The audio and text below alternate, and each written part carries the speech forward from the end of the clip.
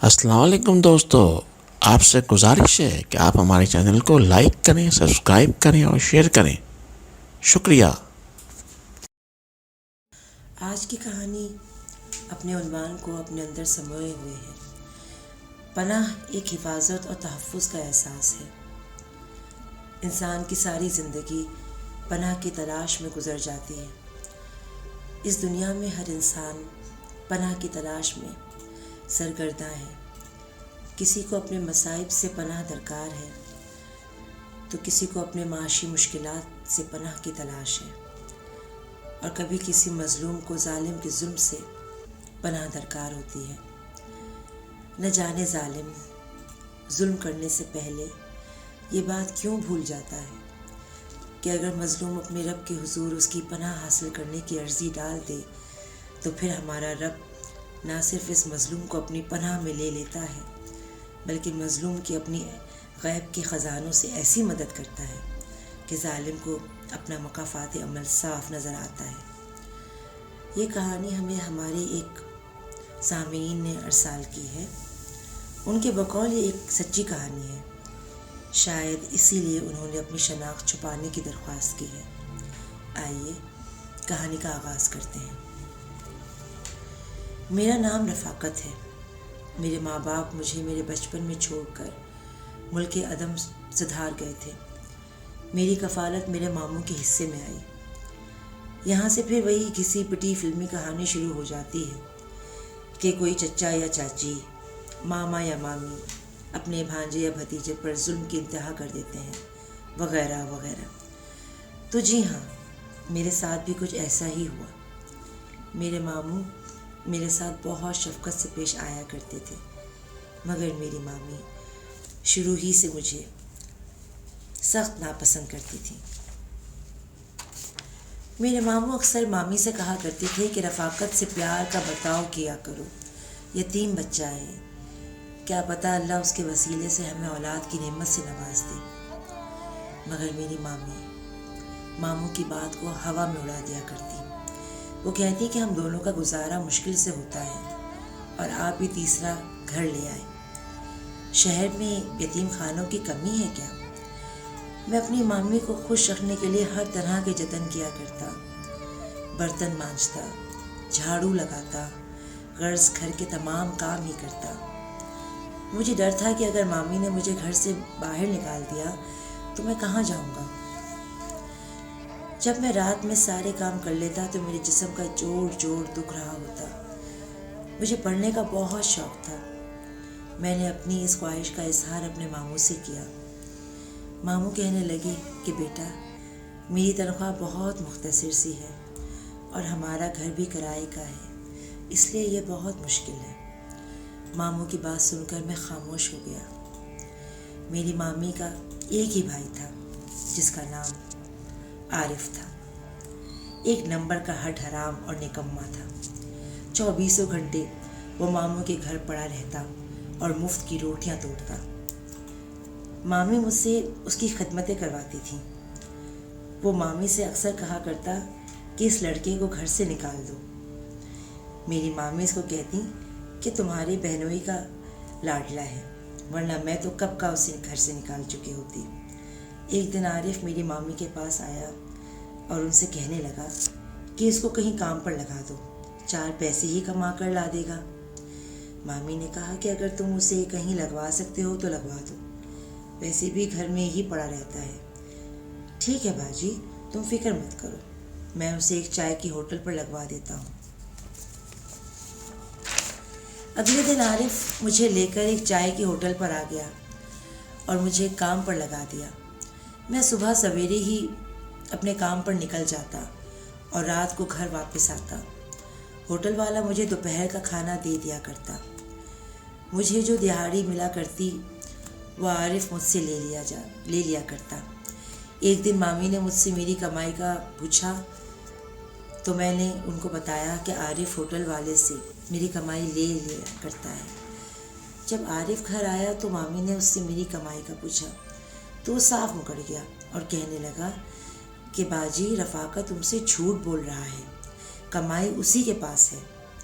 مامی نے مجھ سے کہا عارف تو کہتا ہے ہوٹل والے سے تم نے اپنی کمائی لے لی ہے۔ میں نے صاف کہہ دیا کہ عارف جھوٹ بول رہا ہے، اس نے میرے سامنے ہوٹل کے مالک سے میری ساری دہاڑی لے لی، مگر جیسا کہ وہ کہتے ہیں نا، کمر ہمیشہ پیٹھ کے بل ہی جھکتی ہے۔ مامی نے میری بات پر یقین نہیں کیا، انہوں نے اپنے بھائی کی بات کو مقدم اور سچ مانتے ہوئے مجھے کو جھوٹا کہا۔ عارف اور میری مامی نے مل کر مجھے بہت مارا، میں چیختا رہا، چلاتا رہا اور اپنی بے گناہی کا دعویٰ کرتا رہا، مگر سب بیکار رہا۔ میرے ماموں جب گھر واپس آئے تو انہیں میری حالت دیکھ کر بہت افسوس ہوا، وہ بے بس تھے اور مجھے صبر کرنے کا کہہ چلے گئے۔ اس رات مامی نے مجھے کھانا نہیں دیا، رات بھر مجھے تکلیف اور درد کی وجہ سے نیند نہ آ سکی۔ صبح مامی نے مجھے جگا دیا اور کہا کہ آئندہ جتنی بھی کمائی ہو وہ میرے ہاتھ ملا کر رکھنا، ورنہ اچھا نہیں ہوگا۔ صبح میں ہوٹل چلا گیا۔ شام کو ہوٹل کے مالک نے مجھے میرے ہاتھ میں ایک دن کی دہاڑی رکھ دی۔ میں نے اللہ کا شکر ادا کیا کہ چلو آج کی رات سکون سے کٹ جائے گی، جو دہاڑی مجھے ملی ہے میں اسے مامی کے ہاتھ پر رکھ دوں گا۔ راستے میں مجھے عارف ملا، اس نے کہا کہ ہوٹل سے جو دہاڑی ملی ہے میں وہ شرافت کے ساتھ اس کے حوالے کر دوں۔ میں نے کہا میں وہ دہاڑی مامی کے حوالے کر دوں گا، ورنہ وہ مجھے ماریں گی۔ عارف نے کہا اگر تم وہ دہاڑی مجھے نہیں دو گے تو میں تم کو مار ڈالوں گا۔ میں نے کہا عارف تم کچھ بھی کر لو، میں دہاڑی مامی کو ہی دوں گا۔ عارف نے مجھے مارنا شروع کر دیا۔ میں نے کسی طرح سے اپنی جان چھڑا کر بھاگنا شروع کر دیا اور بھاگتے بھاگتے قبرستان میں گھس گیا۔ عارف اب بھی میرے پیچھے آ رہا تھا۔ وہ قبرستان کے دروازے پر رک گیا اور زور زور سے مجھے آوازیں دینا شروع کر دی، پھر وہ چلا گیا۔ میں ایک قبر کے پیچھے چھپ گیا تھا۔ جب رات گہری ہوئی تو میں نے سوچا کہ اب گھر کی طرف چلا جائیں۔ خیر میں گھر پہنچا۔ مامی جیسی میری راہ ہی دیکھ رہی تھی اور ماموں بھی انہی کے ساتھ کھڑے تھے۔ مامی نے مجھ سے پوچھا کہ میں اتنی دیر تک کہاں تھا، پھر میں نے ان کو سارا ماجرا سنایا اور جو دہاڑی ملی تھی وہ میں نے اپنی مامی کے ہاتھ پر رکھ دی۔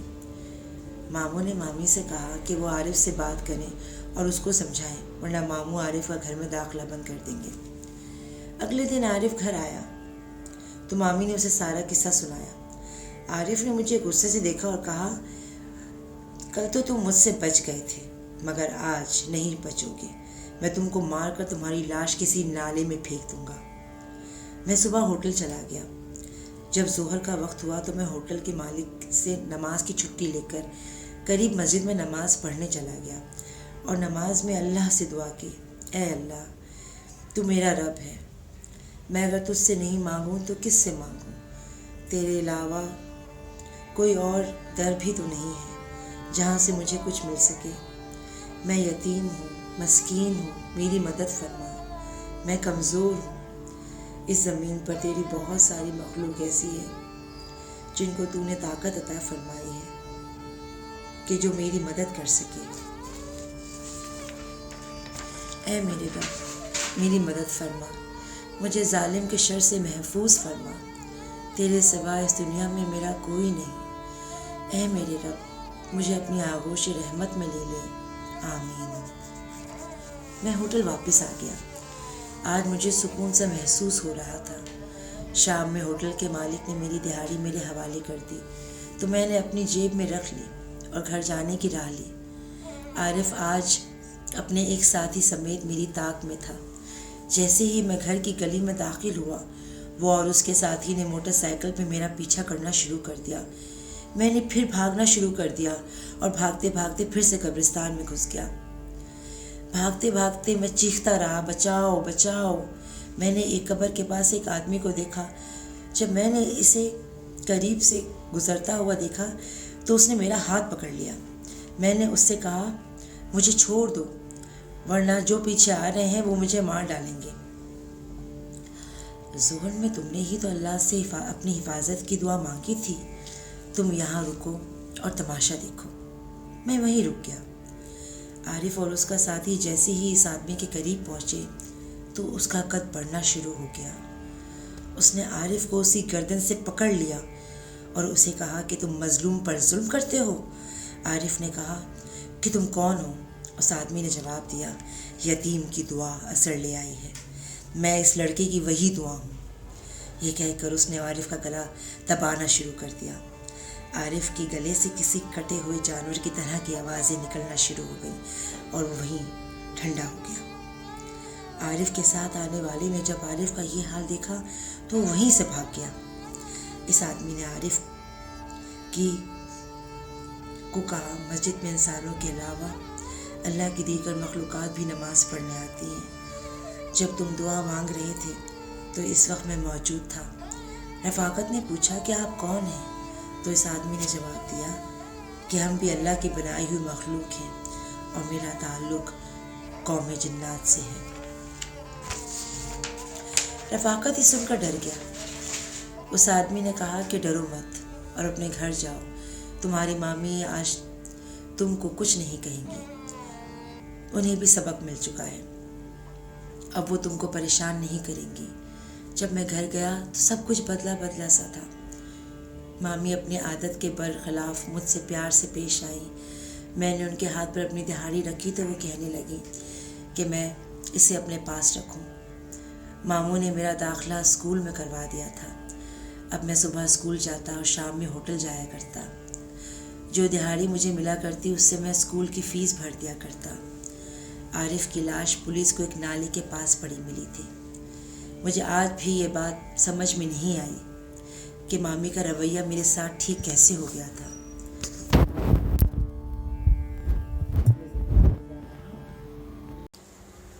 ہم امید کرتے ہیں آپ کو آج کی ہماری کہانی پسند آئی ہوگی۔